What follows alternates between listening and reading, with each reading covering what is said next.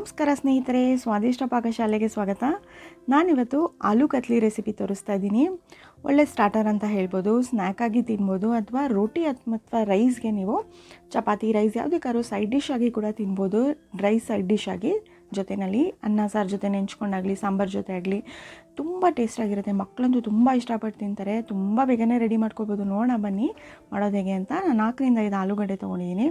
ಮೊದಲಿಗೆ ಸಿಪ್ಪೆ ತೆಕ್ಕೊಂಡು ಚೆನ್ನಾಗಿ ತೊಳೆದು ನೀರಲ್ಲಿ ನೆನೆಸಿಟ್ಕೊಳ್ತಾ ಇದ್ದೀನಿ. ಆಲೂಗಡ್ಡೆನೂ ಅಷ್ಟೇ ಸ್ವಲ್ಪ ದಪ್ಪಕ್ಕಿರೋ ಆಲೂಗಡ್ಡೆ ತೊಗೊಳ್ಳಿ, ಹೆಚ್ಕೊಳ್ಳುವಾಗ ಈಸಿ ಆಗುತ್ತೆ. ನೋಡಿ, ಇದನ್ನು ರೌಂಡಾಗಿ ಕಟ್ ಮಾಡ್ಕೊಳ್ಬೇಕು. ಆಮೇಲೆ ತಿಕ್ನೆಸ್ಸು ಅಷ್ಟೇ ಸ್ವಲ್ಪ ಮೀಡಿಯಮ್ ತಿಕ್ನೆಸ್ಸಲ್ಲಿ, ತುಂಬ ದಪ್ಪನೂ ಬೇಡ ಸಣ್ಣಗೂ ಬೇಡ, ಯಾಕಂದರೆ ನೀವು ಫ್ರೈ ಮಾಡೋಕ್ಕೆ ಹೋದಾಗ ಮ್ಯಾಶ್ ಆದಂಗೆ ಆಗಿಬಿಡುತ್ತೆ ತುಂಬ ತೆಳ್ಳಗಿದ್ರೆ. ಇದನ್ನು ನಾನು ನೀರಲ್ಲಿ ಹಾಕಿ ತಿಟ್ಕೊಳ್ತಾ ಇದ್ದೀನಿ, ಕಪ್ಪಾಗಿಬಿಡುತ್ತೆ ಅಂತ. ಎಲ್ಲ ಆಲೂಗಡ್ಡೆನೂ ಅದೇ ರೀತಿ ಕಟ್ ಮಾಡ್ಕೊಳ್ಳೋಣ ರೌಂಡಾಗಿ.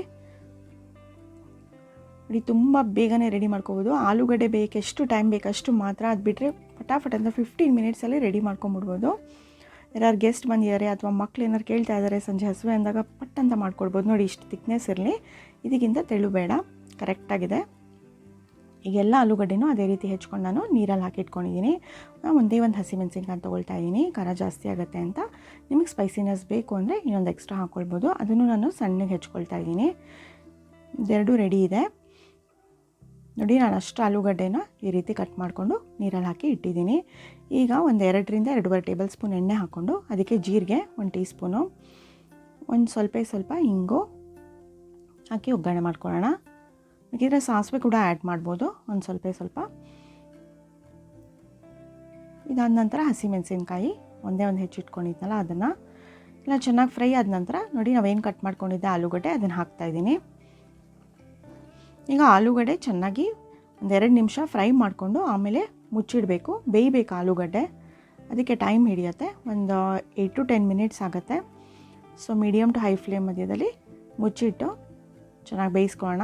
ಈಗ ಒಂದು ಸ್ವಲ್ಪ ಅರಿಶಿನ, ಒಂದು 1/2ರಿಂದ 3/4 ಟೀ ಸ್ಪೂನು, ಮತ್ತು ಉಪ್ಪು 2 ಹಾಕಿ ಬೇಯಲಿಕ್ಕೆ ಇಡೋಣ ಮುಚ್ಚಿಟ್ಟು. ಬೇಯಿಸುವಾಗಲೂ ಅಷ್ಟೇ ಮಧ್ಯ ನೋಡ್ತಾ ಇರಿ, ಚೆಕ್ ಮಾಡಿ. ಈಗ ನಾನು ಮುಚ್ಚಿಟ್ಟು ಮೀಡಿಯಮ್ ಫ್ಲೇಮ್ನಲ್ಲಿ ಒಂದು 7ರಿಂದ 8 ನಿಮಿಷ ಬೇಯಿಸ್ತೀನಿ. ನೋಡಿ, ಮಧ್ಯದಲ್ಲಿ ಸುಮ್ಮನೆ 1-2 ಸಲ ಈ ರೀತಿ ಕೆದಕ್ತಾ ಇರಿ, ಚೆನ್ನಾಗಿ ಫ್ರೈ ಮಾಡ್ಕೊಳ್ತಾ ಇರಿ ಈ ರೀತಿ ಮಧ್ಯ. ಇನ್ನು ತಿರ್ಗಾ ಮುಚ್ಚಿಟ್ಟು ಇನ್ನೊಂದು ಸ್ವಲ್ಪ ಬೇಯಿಸ್ತೀನಿ. ಇದಿನ್ನೂ ಸ್ವಲ್ಪ ಆಗಬೇಕು, ಚೆನ್ನಾಗಿ ರೋಸ್ಟ್ ಆದಂಗೆ ಆಗುತ್ತೆ ಇದು. ಇನ್ನೊಂಚೂರು ಬೇಯಿಸ್ಕೊಳ್ಳೋಣ. ಅದೊಂದು 3/4 ಭಾಗ ಬೆಂದಿದೆ ಅನ್ನುವಾಗ ರೆಡ್ ಚಿಲ್ಲಿ ಪೌಡರ್ ಹಾಕ್ತಾಯಿದ್ದೀನಿ, 1 ಟೀ ಸ್ಪೂನಷ್ಟು.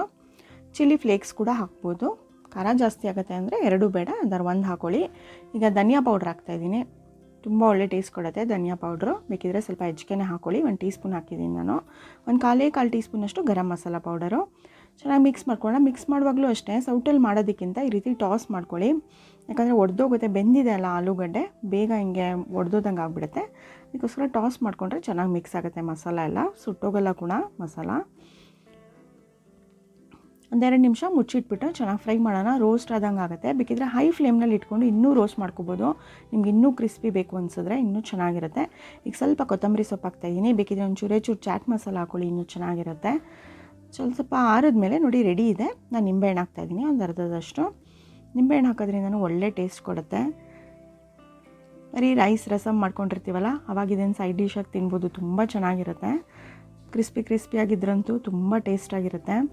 ಒಳ್ಳೆ ಲಂಚ್ ಬಾಕ್ಸ್ ರೆಸಿಪಿನೂ, ಚಪಾತಿ ಜೊತೆ ನಾವೇನು ದಾಲ್ ಮಾಡಿರ್ತೀವಿ ಅದ್ರ ಜೊತೆ ಇದನ್ನು ನನ್ನ ಬಾಕ್ಸಲ್ಲಿ ಪ್ಯಾಕ್ ಮಾಡ್ಬೋದು, ಚೆನ್ನಾಗಿರುತ್ತೆ. ಸ್ಟಾರ್ಟರು ಸ್ನ್ಯಾಕು ಎಲ್ಲ 3 in 1 ರೆಸಿಪಿ ಇದು. ತುಂಬ ಟೇಸ್ಟಿಯಾಗಿರುತ್ತೆ ಫ್ರೆಂಡ್ಸ್, ಖಂಡಿತ ಟ್ರೈ ಮಾಡಿ ನೋಡಿ ಈ ರೆಸಿಪಿನ. ಚೆನ್ನಾಗಿ ಬೆಂದಿದೆ ನೋಡಿ ಆಲೂಗಡ್ಡೆ ಅಂತ ತೋರಿಸ್ತಾ ಇದ್ದೀನಿ. ಚೆನ್ನಾಗಿ ಬೆಂದಿದೆ ಆಲೂಗಡ್ಡೆ. ಮೇಲಿಂದ ಸ್ವಲ್ಪ ನಿಂಬೆಹಣ್ಣು ಹಾಕೊಂಡ್ಬಿಟ್ರಂತೂ ತುಂಬ ಟೇಸ್ಟಿ. ನನ್ನ ರೆಸಿಪೀಸ್ ಇಷ್ಟವಾಗಿದ್ದರೆ ಲೈಕ್ ಮಾಡಿ, ಶೇರ್ ಮಾಡಿ, ಚಾನೆಲ್ನ ಸಬ್ಸ್ಕ್ರೈಬ್ ಮಾಡಿ. Thank you.